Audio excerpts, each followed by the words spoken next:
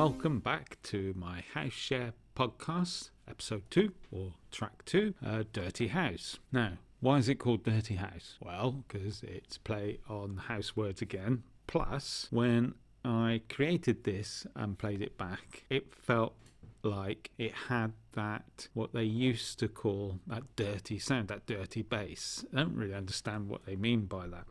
But back, as I say, back in the day, I played a lot of like raves and free parties out in the sticks, out in the countryside. I did do a couple of club type places, but that was usually when we were promoting something. So we would book in big name DJs like Pete Tong or Judge Jules or Groove Rider, all sorts of people, and I would tend to play like the early set, as people were coming in. But we were out in the sticks a lot. I mean, because that's where you could put on the best raves or the best free parties, like where you'd find the barns or empty warehouses and a lack of police to shut you down. So in that, it was a different world to what it was in, say, London, where you could get hold of things like records a lot easier, and it was a bit more eclectic. Well, it certainly was for the crew that I worked with, and we put on stuff. And I certainly, when I played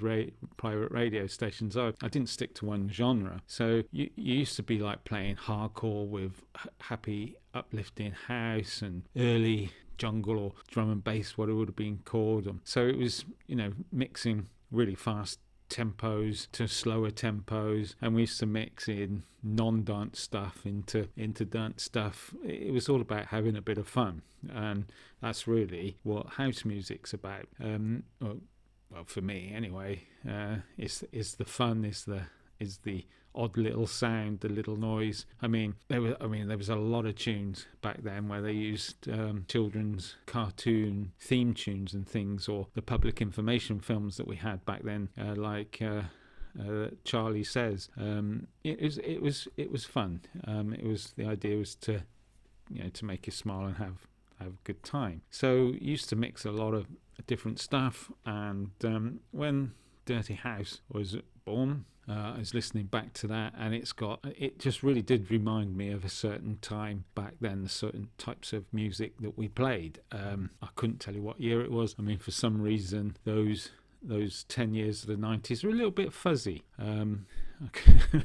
Nothing is sort of in order. My memory jumps around. I think things started when they didn't. I did go out to Ibiza in '89, in the very early days, and I'm pretty sure we came back from there with French Kiss on 12-inch. So, but that might be completely again. So that illustrates my point quite well. If you've heard French Kiss, it's a bit. It's got an interesting female vocal on it, if you know what I mean. So that's what happened with a lot of rave tunes, was having these little sounds and or little odd bits. So Dirty House, it's got like a nice driving beat that some of the tunes back then sort of had, and there's this like almost organ sound in it, which, as I say, provokes in me anyway sort of the early 90s, and there's a nice weird vocal on it. Not the same. It is a female vocal, but it's been tweaked a little bit. It's not the same kind of vocal that French Kiss had. There's only one French Kiss. If you haven't heard that, I'm sure you can find it on YouTube. I don't even understand how they can do that. It's copyrighted. It's how these people get away with putting it on. But anyway, it's worth checking out French Kiss. I remember that. A lot of people were shocked by that tune, and that's what's funny now. Back in the day, we had things called hardcore, and they were really fast, or if they felt fast. But now you hear them on radio too, or in adverts, and they were like shocking tunes back then to the older generation. people would say wasn't even music, because there was no instruments in it. I mean, like I was saying in the previous episode, I mean, we were listening to Jimi Hendrix and all sorts of, I mean, Elvis Presley was still big, and I mean, there was quite a few tunes would use some of Elvis Presley's riffs and things in the early days, and I think that was it, the Doobie Brothers, Long Train Running. I think I've got a 12-inch, that's a pretty cool tune, where people have remixed stuff, but but there was this backlash from the older generation that this stuff was just boom boom boom and too fast, or no tune to it. And now it's more than it's not mainstream. I think I heard somebody refer to it as dad music, which I have to laugh, because it was, back in its day, it was cutting edge and dark and naughty. The rave scene was seen as subversive. I know that Thatcher's government was very frightened of the Free Party movement. They were very worried about 1 million young people mobilising every weekend to turn up at these illegal places. And they couldn't understand how it happened. We didn't have mobile phones back then like we do now. I mean, there were mobile phones, but they were the size of car batteries. I mean, literally the size of car batteries. I think I had a job back then where I was given one, and it literally was a phone handset on top of a car battery with a car aerial in the corner of the car battery. That's kind of what it looked like, and it weighed a ton, and you'd have to drive up onto, if you were on a motorway or something, you'd have to drive up onto a bridge or find a hill to get any kind of service from it. I mean, it was effectively a car phone. Again, people, if you're younger listening to this, you won't have a clue what I'm talking about, but before mobile phones came out, some cars had car phones in them. It was attached to the car, so you could only use it in the car. And the earliest mobile phone I saw was effectively a car phone that had been made that you could carry it, and you would carry it like a sports bag or a handbag or something. There's no way you were putting it in your pocket. But some rave organisers, promoters had one of these mobile phones, but it really wasn't the mobile phone that was important. It was a phone number, so you were given a phone number and you tended to go in, and you would be told when to ring some of them.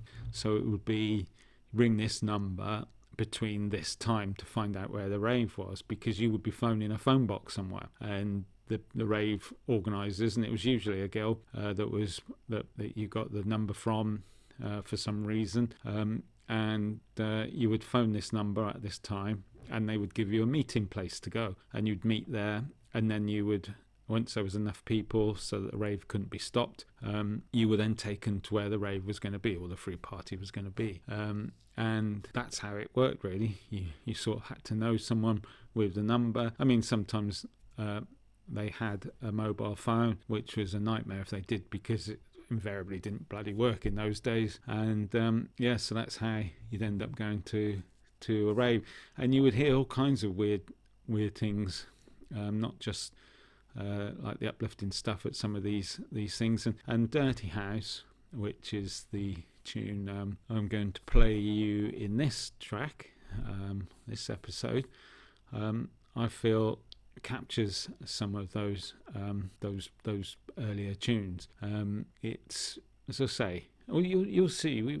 As I say, let me know in the comments what you think, if you agree with me that it's got that kind of grimy, dirty sort of bass sound, or whether I'm using that terminology completely wrong. I mean, I always struggled with the genres. I mean, if you're listening to this and you were around in those days, you might know what I mean. It started off, there was house, or acid house, and then house. Then all of a sudden, there seemed to be a genre for everything: progressive house, hardcore, I don't know, trance, jungle, jingle, drum and bass. I can't even remember them all. I mean, to me, it was all just house, And I mean, when trance came along later on, I don't know when was that. At the end of 92, 93, you started getting trance, because obviously you had a few things before that were trance. I mean, I'm trying to remember when The Gift from Way Out West came out, if that was 91 or 92. And I was recently listening to that, and I loved The Gift when it came out. Again, you will find that on YouTube if you don't know it. But I was listening to it only last week, and it suddenly dawned on me that it's a drum and bass tune. if you actually listen to the drum pattern, it's technically a drum and bass tune. But I'm sure that came out in 91 or 92, and I don't think it was called that. I'm not even sure. Maybe it was classed as hardcore. I don't know. But again, like I said, back in those days, I just never really was pretentious about music. A little bit, obviously. Like, we used to look down on Take That and pop music when you're a youngster, because you think Jimi Hendrix is cooler or whatever.